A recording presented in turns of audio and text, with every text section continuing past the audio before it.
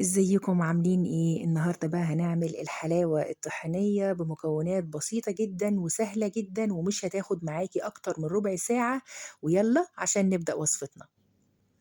اول حاجة عندي في بولة هنزل بكوبايتين من السكر البودر، وبعد كده هنزل بكوبايتين من اللبن البودر، وهبدأ اقلب السكر واللبن لحد ما احس ان هما بقوا حاجة واحدة. بعد كده بقى هنزل بكوبايتين من الطحينة. طبعا كل المعيار واحد، نفس الكوباية اللي باستخدمها في الطحينة هي نفسها اللي في السكر، هي نفسها اللي في اللبن.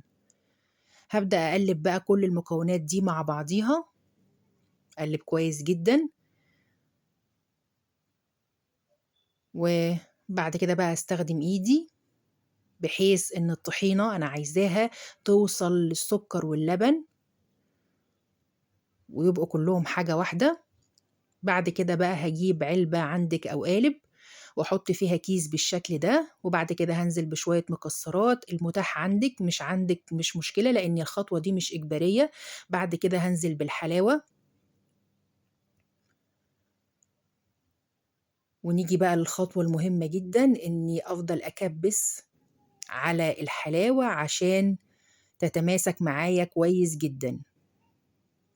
يعني في المصانع بيبقى عندهم أدوات كبس، لكن هنا بقى احنا إن شاء الله عملناها يعني.